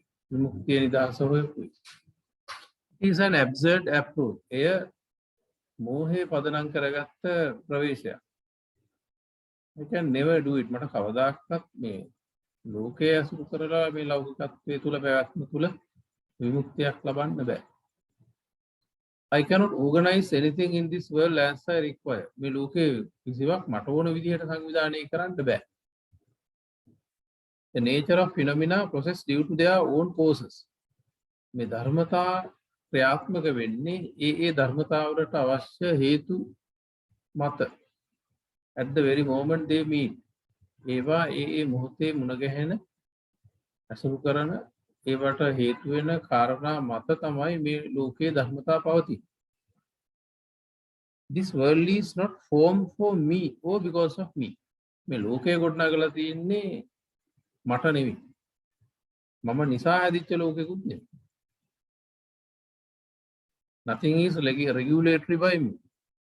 මේක මගේ පාලනයේ මගේ පරිපාලනයේ කිසිම දෙයක් මේ ලෝකේ නැහැ. I fell onto the existed world of phenomena in form of changing physics and stream of consciousness. I fell onto the existed world. මේ පවතින ලෝකයටයි මාව වැටුනේ of impermanence. පවතින අවිනිශ්චිත නිතර වෙනස් වෙවි යන ලෝකයකටයි මාව මේ වැටලා තියෙන්නේ. ඒ වැටලා තියෙන්නේ in form of changing physics and stream of consciousness. වෙනස් වෙන භෞතිකයක් සහ වෙනස් වෙන මානසික ධාරාවක් එක්ක වෙන ධර්මතාවයක් එක්කමයි මාවත් වැටලා තියෙන්නේ. If I think of the phenomena correctly, මේ ධර්මතාවයන් මා නිවැරදිව ඒ ගැන හිතුවොත් බැලුවොත් My way of thinking falls into magga. Mage hitana vidhiya margayata වැටෙනවා. The path, noble path, eightfold path, Arasthayika margaya. The path leading to a renouncement. එතකොට අබිනිෂ්ක්‍රමණයට ලෝකයෙන් ගැලවෙන්න යන පාර. තණ්හා. for attaching. බැඳීම් වලින් නිදහස් වෙන පාර. Cessation of dukkha. දුක කෙලවර කිරීමේ මඟ. Approaching towards attaching is due to craving or tanha. එතකොට බැඳීමක් දෙසට යොමු වෙන්නේ තණ්හාව නිසා. ආසාව නිසා. Approaching towards attaching is due to craving. අපි යම් බැඳීමක් පැත්තට තල්ලු වෙන්නේ ආසාව තණ්හාව නිසා. ඒකෙන් අපිට සැනසෙල්ලක් තියෙනවා කියලා අපි හිතන නිසා. I have found the suffering that imposed on me.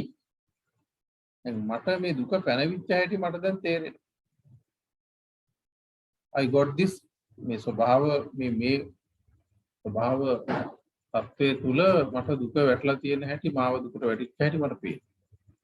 I got this correct way of thinking by being mature in Dhamma. එතකොට මම මේ නිවැරදි චින්තන මාර්ගයේ පාදගත්තේ ධර්මයේ තුල පරිණත වීමෙන්. බොජ්ජංග ධර්ම වඩාගෙන මේ සතර සතිපට්ඨානය වඩාගෙන ඒ ධර්මයේ තුල ක්‍රමානුකූලව පරිණත වෙවි ආපු වීම ඇතුලේ මට මේක ලැබුණා. Not from books or elsewhere. ඒක දැන් පොත්වලින් එකක් නෙමෙයි දැන්. ඒක මුල් අවස්ථාව. Books and sermons to help me on my way towards maturity. පොත් සහ මේ දේශනා එක එක අධ්‍යාත්මික නායකයන්ගේ දේශනා මට උදව් වුණා. දැන් මට මගේ ජීවිතය මගේම සිත මට දැන් බණ පොතක්. එතෙන්ට ආවේ අර මූලික ඒ සියලු දේවල් මට ඒ අඩු වැඩි වශයෙන් උපකාර වීමෙන්. But I have to understand the way of liberation from suffering in my own mind indeed. But I have to understand දැන් මම තේරුම් ගන්න ඕනේ the way of liberation. විමුක්ති මාර්ගය from suffering දුකෙන්. In my own mind මගේම මනසින් in deep ගැඹුරින්. In the scripture පෙළ දහමේ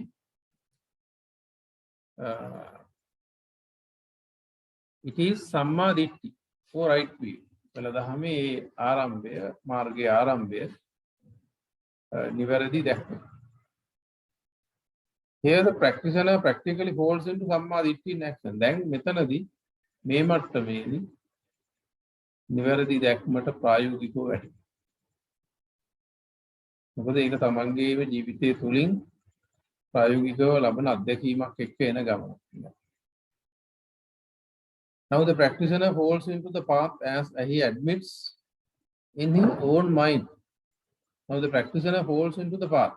දැන් මේ යෝගාවචරය මාර්ගයට වැටෙනවා as he admits. ඔහු පිළිගන්න නිසා in his own mind ඔහුගේම හිතින් the reality of suffering objectively දුක් විඳීමේ යථාර්ථය පරමාර්ථ වශයෙන්. සම්දිට්ඨි සාන්දෘෂ්ටි. Suffering thought is let go of at the very moment it surfaces and became free from it and the very moment. Suffering thought is let go of. දැන් දුක් දෙන සිතිවිල්ල දැන් ඒකට යන්න ආරිනවා ඒක අතහරිනවා. At the very moment it surfaces. ඒක මතුවෙච්ච ගමන්. And became free from it. දැන් මම ඒකෙන් නිදහස් වෙනවා. At the very moment ඒ වෙලාවේ. It doesn't automatically happen. ඒක ඉබේ වෙනව නෙමෙයි. But I have to do it. දැන් මම ඒක කරන්න ඕනේ. If I continuously follow this, මම මේක දිගටම කරොත් I can reap freedom. මට පොඩ මේ නිදහස විමුක්තිය අත්විඳ විඳ යන්න පුළුවන්.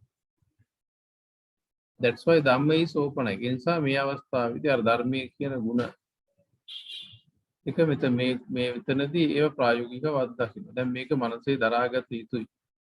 ඕපනයික තැන. දැන් අර ඒ මොහොතේ ඒ සිතිවිල්ලෙන් අයින් වුණාම ඒක සාන්දෘෂ්ටිකව ඒ සතුට ලබන. මේක සිතේ දරාගෙන මේ විදිහටම ප්‍රැක්ටිස් කරගෙන යන්න වටිනවා. ඕපනයික. I admit that I have to bear it in mind for my own sake. මම දැන් මේක මනසේ මේ අභ්‍යාසයේ මනසේ දරාගෙන ඉස්සරහට යන්න ඕනේ. මගේම විමුක්තිය වෙනුවෙන්. It is very difficult to analyze the thought due to the constant flow of defilements. අතරම මේ සිතිවිල්ලක් විශ්ලේෂණය කරන එක සාමාන්‍ය කෙනෙක්ට හරි අමාරුයි. මොකද මේ කෙලස් වේග ධාරාවක් නිරන්තරයෙන්ම සිතට කඩා වැටෙන නිසා.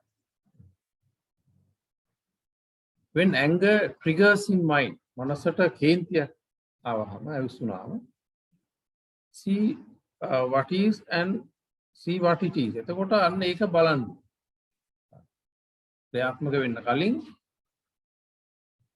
ඒ සිතිවිල්ල දෙස බලනවා and identify it. ඒක අඳුන ගන්න. See how it emerges. කොහොමද මේ සිතිවිල්ල වතුනේ? See how it can be eliminated. එහෙනම් මේක අයින් කරන්න අවශ්‍ය කරන මූලික තැන කොතනද? And see the way it can be annihilated. ඒක අයින් කරන්න පුළුවන් මාර්ගය ඒ අනුව වේ. එහෙම නැතු ඒ සිතිවිල්ලට ගොදුරක් වුණොත් කෙලස් බරිත පුද්ගලයා නිරන්තරයෙන්ම වෙන්නේ ඒ ඇතිවෙච්ච ආවේගයට තරහට ගොදුරක් වෙයි. මේ ස්ටේජ් එකේදී එහෙම වෙන්නේ නැහැ. ඒ ඇති වෙන පටිගය තරහව ඇති වෙනවා. මොකද දැන් තරහව ඇති වෙන්නේ වැරද්දක් නිසා නෙමෙයි. සමහර දේවල් වැරදි කියන්නේ අයුක්ති සහගත දේවල් දකිනකොට යම් තරහක් ඇති වෙන්න පුළුවන් මේ ධර්ම මාර්ගයේ යන කෙනෙක්. එයා වැරද්දක් කරලා හු කවුරුත්තරයක් කරලා නෙවෙයි සමහර දේවල් අත්දකින්නකොට යම් අයුක්ති සහගත තත්වයන් දකිනවා. නමුත් ඒව ඇනලයිස් කරලා ඒ දූෂිත චිත්ත වේගය ක්‍රියාත්මක තලයට එන්න නොදී එතනම ඒක ඩිෆියුස් කරනවා. A different current of thoughts, විවිධ සිතිවිලි ධාරා arises continuously. ඊතරම සිතිවිලි ධාරාවක් එනවා. ඒ චිත්තක්ෂණ එක සිතිවිල්ල චිත්තක්ෂණ 7ක් තියෙනවා. ඒ වගේ ඒක වෙලාවක් පෙන්වන්න බැරි තරම්. Each thought that arises is considered to be born or jati. ඒතර මෙතනදී යෝගාවචරයට පේනවා මේ විදිහට එක සිතිවිල්ලක් දූෂණය වෙලා වැය වෙලා තව සිතිවිල්ලක් අලුතෙන් මතුවෙන එක ජාති ඉපදීමක් ඇතිවෙනවා. එතකොට ජාතිය දකින්නවා. එතකොට මේ සිතිවිලි උපද්දන එක ජාතිය දකින්නවා. It is called jati as it is born, diminishing or depreciating the last or the existed one. එතකොට අපි මේ සිතිවිල්ලට ජාති කියලා කියන්නේ. මොකද ඒක උපදින්නේ it is born diminishing or diminishing. අවම කරලා නැත්නම් depreciating වැය කරගෙන the last or existed one. පැවතිච්ච එක දූෂණය කරලා ඒක වැය කරලා තමයි අලුත් එකක් උපදින්නේ. එතකොට this birth happens in both mind and physics. මේ ආකාරයට මනසේ සහ අපි දරාගෙන ඉන්න කය කියලා දරාගෙන ඉන්න භෞතිකයේ තුලත් නිරන්තරයෙන්ම මේ ಜಾති తත්වය සිද්ධ වෙනවා. උපදීම සිද්ධ වෙනවා. දැන් අපිට එක රූපයක් පේන්න ශෛල විශාල ප්‍රමාණයක් විනාශ වෙලා ඒ තුලින් ඇති කරන ශක්තිය සහ විවිධ සංකීර්ණ ක්‍රියාවලියකින් රූපයක් පේනවා. ඊළඟ රූපය දැකලා ඒ වචනේ අඳුනගෙන ඒ විදිහට ඉස්සරහට යනවා. ඉතින් ඒ වගේ මේ ශනික මරණ කියන්නේ දැන් අපිට පැහැදිලි හැම කෙනෙක්ටම සම්මුති මරණ. මෙතන ඇත්තටම තේරුම් ගන්න තියෙන්නේ මේ ශනික මරණ කියන්නේ. එතකොට තමයි සිතත් වේගයක් ප්‍රවාහයක් භෞතිකයක් ප්‍රවාහයක් හැටියට ඒ යථාර්ථය දකින්න. එතකොට මේක දැන් මේ විදිහට එකක් දූෂණය කරලා තමයි මේක ජාතිය වෙන්නේ. ඒක දූෂණය වෙලා තව එකක් ඒ මොහොතේ මේ. එහෙනම් මේක ජාතික දුක්. මේ විදිහට ඉපදි මේ ශනික මරණ තත්ත්වය. සම්මුති මරණ කොහොමත් අපිට දුකක් බව පේනවා. ඊට වැඩිය දියුණු විදිහට මේ ශනික මරණය ෂණභංගුරත්වය ජීවිතය සහ මනස තුළ භෞතිකයේ සහ ඒ කියන්නේ නාම රූප තුළ සිද්ධ වෙන මේ ෂණභංගුරත්වය ක්ෂණයක් පාසා වන විනාශ වීම මැරීම දුකක් හැටියට දකිනවා. ඉපදිච්ච කෙනා මාසයක් මේ කියන අවුරුද්දක් යනකොට ඊළඟ අවුරුද්දේ වෙනස්. ඒක එහෙම වෙන්නේ මේ ශනික මරණය තුල තමයි අර විදිහට මෝර ඉස්සරහට ආවේ. ඒක එහෙම ගිහිල්ලා අපිට පාලනය කරන්න පුළුවන් සෞම්‍ය තැනක නතර වෙන්නේ. ඒක අපි අකමැති තැනක දක්වාම මේ ශනික මරණය ක්‍රියාත්මක වෙනවා. ඒක වෙනසක් වෙනවා නිතරම ඒ නිසා දුක. මේක පියවිය හැට පේන්නේ නැති දෙයක් යෝගාවචරයට මේක පේනවා. ඔහුට සම්මුති මරණයට වැඩිය ප්‍රබලව දියුණු විදිහට දකින්නේ මේ ශනික මරණය. මේ ශනිකව ಜಾති උපදිනේ දුකක් හැටියට. ජාතික දුක්ඛ. This birth happens in both mind and physics. මේ උත්පත්තිය ජාතිය හැම මොහොතකම භෞතිකයේ තුලක් සිත තුලක් සිද්ධ වෙනවා. It becomes suffering. ඒක දුකක් වෙනවා as it is born. මොකද ඒක උපදින්නේ depreciating or diminishing නද තවකක් දූෂණය කරලා විනාශ. ඒ උපදින්නේ එසේ විනාශ වෙනවා. Even the newborn ones, අලුතෙන් ඉපදිච්ච එකත් fades away or diminishes. මිලින වෙලා යනවා. එහෙම නැත්නම් මලානිත වෙනවා නැති වෙනවා. That's why jati or birth is suffering. ඒ නිසා තමයි ජාතික දුක. එතකොට the physical atoms ශරීරයේ තියෙන අපි ගත්ත රූප කලාප නැත්නම් අපි අද කතා කරන විදිහට ගත්ත පරමාණු atoms ඒ නැත්නම් tiny particles තාම ඇයට නොපෙනෙන තා assume කොටස් particles to destroy as they are born. ඒවා ඉපදිච්ච ගමන් ඒවා විනාශ වෙනවා. ජරා දුක්. ඒ විදිහට මේ භෞතිකයේ දිරණ එකක් දුක. In order to give new sight for view, අලුත් දර්ශනයක් දෙන්න thousands of atoms destroy or burn. දහස් ගණනක් සියුම් පරමාණු දහස් ගණනක් කෝටි ගණනක් විනාශ වෙලා තමයි අපිට මේ කතා කරන්න ශක්තිය රූප දකින්න අඳුර ගන්න මේ ජීවිත පැවැත්ම වෙන්නේ. කියන්නේ මුසුම පැවැත්ම හඳුනා ගැනීම සියල්ල ලබා දෙනවා දීලා ඒ ක්ෂණයකින් ඒ ටික මැරෙනවා. ආයේ ඒ ආකාරයේ තව තත්ත්වයක් ගොඩනගා යන ප්‍රවාහය දැන් දකින්න. each attaching is each birth. ඒ වගේම මේ ඒ එක් ඇලීම් තවත් උත්පත්තියක් හැටියට පේනවා.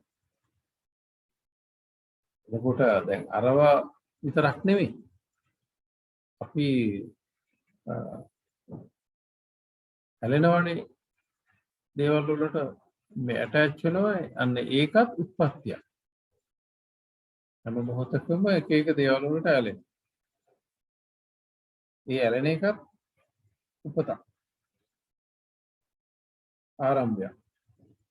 එතකොට ඒකත් දුකක්. මොකද ඒ ඇලීම් අපිට ඕන වුණත් නැති වුණත් ඒවත් හැමතිස්සෙම පරිවර්තනීය ස්වરૂපයක් තමයි ප්‍රකට වෙන්නේ. We experience a stream of attachment. ඔය බැඳීම් වුණත් ඒ එක බැඳීමක් නෙවෙයි තරක් තියෙන්නේ ප්‍රවාහයක්. ඒකෝර සත්ත්ව කියන වචනේ ගත්තොත් ඒක දැන් ඒක නිර්වචන කරලා තියෙන්නේ සත්ත්ව වූ beings is defined as the nature of attachment. බැඳෙන ස්වરૂපයක් තමයි සත්ත්ව කියලා කියන්නේ. සත්ත්වය කියලා කියන්නේ බැඳෙන ස්වභාවය. බැඳෙන ධර්මතාවය. ඒ කියන්නේ ස්වභාවයෙන්ම බැඳෙන තත්වයක් උරුම කරගෙන භවයට ප්‍රවේශ වෙන්නේ. A feeling arises depreciating a thought. එතකොට මේ වේදනාවක් මතුවෙන්නේ සිතවිල්ලක් දූෂණය වෙලා වැය වෙලා. The diminishing thought gives rise the other. ඒ වැය වෙච්ච සිතවිල්ල තව එකකට උත්පත්තියකට හේතුකාරක වෙනවා. These arising thoughts are a continuous process. එතකොට මේ ඇතිවි නැතිවි යන සිතවිලි එතන continuous process එකක්. අඛණ්ඩ ක්‍රියාවලියක් තියෙන්නේ causing the stream of consciousness. ඒක හේතු කරනවා විඥාන ධාරාව.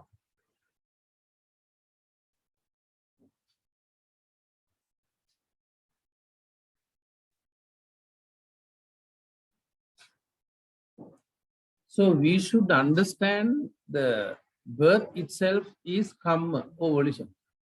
එහෙනම් මේ අපි තේරුම් ගත යුතු දෙයක් වෙනවා මෙතන. The birth itself is karma or volition. උත්පත්තිය කර්මයක්ම තමයි.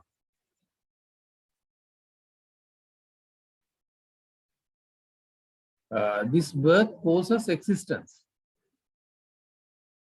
මේ ජාතිය causes හේතු වෙනවා existence පැවැත්ම. And it causes suffering.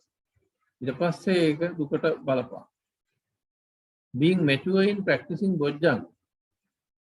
එතකොට බෝධි අංග පුහුණුව තුළ පරිණත වීම one perceives that in the පරිණත වීම තුළ one perceives යමෙක් දැනගන්නවා that the individual has to do away existence. එතකොට මේ බොජ්ජංග ධර්ම වල වෙච්ච විපර්යාසය තමයි බොජ්ජංග ධර්ම හොඳට වැඩුණා නම් ඔහු පැවැත්මෙන් කොට කලකිරෙන.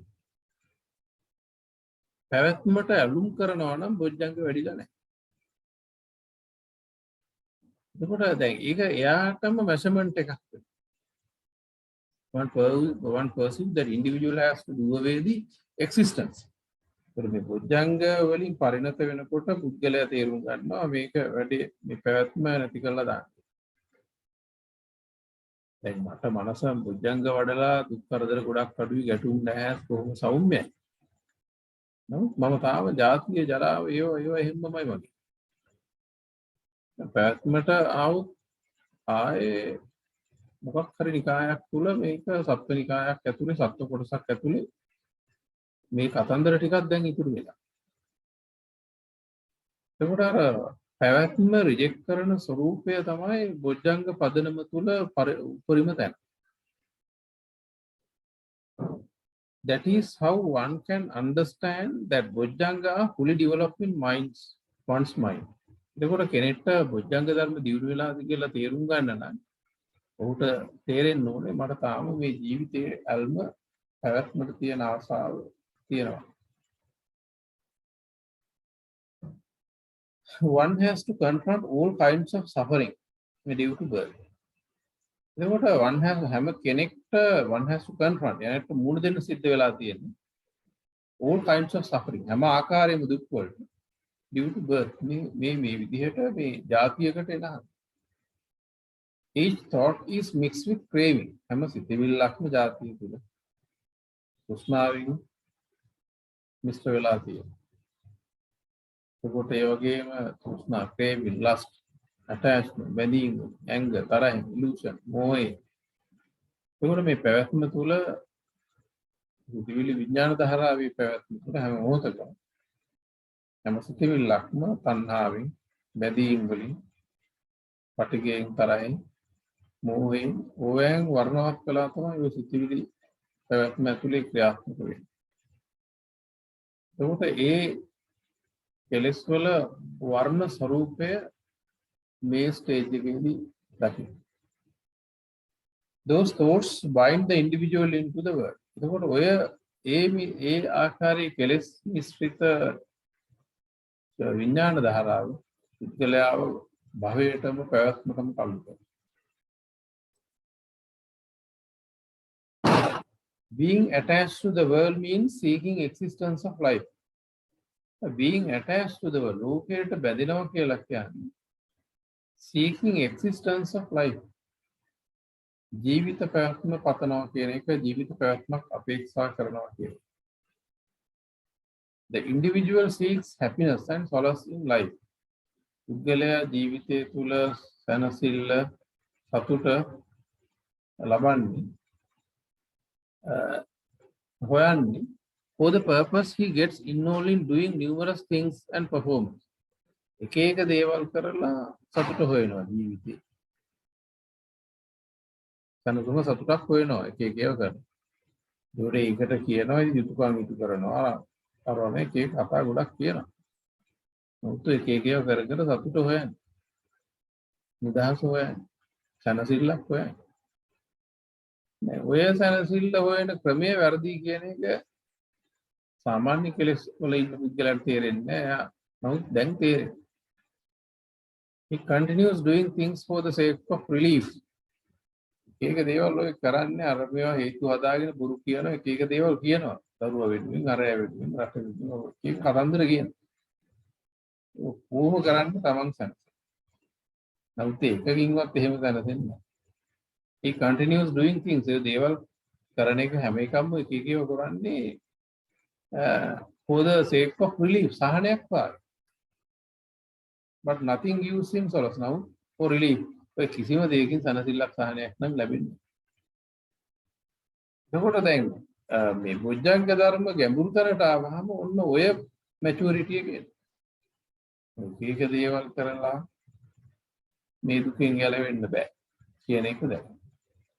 ඩිග්‍රියක් අපි O level නර්සරි යනවා, නර්සරි ගියාම ඉස්සත් ලියනවා, ඉස්සත් ලියවම කියනවා O level කරාම හරි කියලා, O level කරාම කියනවා, A level කරාම හරි කියනවා. A level කරාම කැම්පස් ගියාම හරි කියනවා, කැම්පස් ගියාම ජොබ් එකක් හම්බුනාම හරි කියනවා. මොන දේ කරත් කොහෙන්වත් මොකවත් වෙලා නැහැ බැලුවහම එක එක දේවල් කළා, කුටි කාලා, පැණුම් ගහලා, රණ්ඩු වෙලා, ඉරේ ගිහිල්ලා විකාර ටිකක් විතරයි අන්තිම වෙලා තියෙන්නේ. ඒ නිසා මේ එක එක දේවල් කරලා මේ දුකින් ගැලවෙන්න බෑ කියන එක පේනවා. ප්‍රබුද්ධංග ධර්ම වැඩිලා මේ ධම්මානුපස්සනාවේ චතුරාර්ය සත්‍යයට යොමු වෙන අවස්ථාව. මේක මේ පැවැත්මෙන් නිදහස් වෙන එක තමයි විසඳුම. He is involved in rather tedious course of action. අතිශය වෙහෙසකර ක්‍රියාකාරකම් සමුදායක නියැලෙනවා සතුට වෙනුවෙන් මිනිස්සු. දැන් ඒ කතන්දර කරලා වැඩක් නැහැ කියලා තේරෙනවා. We say that we have to perform duties. එතකොට කියවුවම කියන්නේ අපිට මේ යුතුයකම් ඉටු කරන්න තියෙනවා. Obligations බැඳීම් ටිකක් තියෙනවා to the children දරුවන්ට ඒ ටික කරන්න ඕනේ. Protect the nation, ජාතිය ආගම රකින්න ඕනේ, රට රකින්න ඕනේ. Serve the people, මිනිසුන්ට සේවය කරන්න ඕනේ. කියලා like many more to at එක එක දේවල් කියලා කියනවා කරන්න යන. ඒවෙන් සනසිල්ලක් හොයන්න යන. දැන් අන්නේ ඒ සනසිල්ල හොයන එකකින් අයින්. මේ ඕවා ඔක්කොම දුක පටල ගන්න වැඩ කියලා දැන් එතකොට ඒ සාමාන්‍යයෙන් සත්වයන්ට සතර බ්‍රහ්ම විහරණයෙන් කරුණාවෙන් මෛත්‍රියෙන් පිට වෙන උදව් කරන එක ඒක නෙවෙයි මේ කියන්නේ. දැන් ගොඩක් අය නිකන් දැන් උදාහරණයක් හැටියට පරිසර වේදී කියලා එකක් අපෝගෙන කරන්නේ පරිසරයට ආදරය කරන එක නෙවෙයි තමන් මාකට් වෙන්නේ පවතින ක්‍රමයක් වෙන්නේ. තමන්ට දැනසෙන. ඒ වගේ දැන් දේශපාලනය කරනවා, ධර්මයේ රකින්න යනවා, නීති හදන්න යනවා, වෙන දේවල් කරන්න යනවා කියලා එක එක මාකට් වෙන්න මොකක් හරි දැනසිල්ලක් හදාගන්න පොඩි කම්ෆර්ටබල් zone එකක් හදාගන්න එක එක මේ කැලි උපමට්ටම් කරන්න දඟලන. දැන් ඔන්න ඔය විකාර වලින් අයින් මීඩියා වලට ඇවිල්ලා හරි නැතිව හරි මොනවා හරි කරන්න යනවා. හරියට වැඩි දියුණු විදිහට හිතන්න ගන්නවා ජීවිතය පිළිබඳව. අවශ්‍ය දේ අවශ්‍ය විදිහට කරනවා කැමරාව පැත්තකින් තියලා. In the meantime, I have to stay comfortably. ඒ අතරේ මම සතුටින් ඉන්න ඕනේ. I have to lead a better life myself on behalf of all those. ඔක්කොම හොඳ ජීවිතයක් ගත කරන්න. ඕවා කියලා එක එක කාරණා හදාගෙන අපි සතුට හොයන්න යනවා. telling all these what one find is solace in life. සනසිල්ලක් හොයන්න යයි. අන්න ඒ මට්ටම එහෙම සනසිලි හොයන එකෙන් අයින් වෙන්න. දැන් ඒ නිකන් සිල්ලර වැඩ නැහැ. ප්‍රායෝගිකව ගැඹුරු ජීවිත අවබෝධයකින් දියුණු මනුෂ්‍යත්වයෙන් කටයුතු කරගෙන ඉන්නවා. එතකොට චතුරාර්ය සත්‍ය අවබෝධයට එනවා. මේකේ මේ දුක්ඛ සත්‍ය තව කොටසක් අපිට ඒකේ පොඩි ආරම්භයක් ගත්තේ සම්මත. මේක ටිකක් දිගට යනවා ලබන ඊළඟ සෙෂන් එකේ තමයි අපිට ඉවර කරගන්න වෙන්නේ.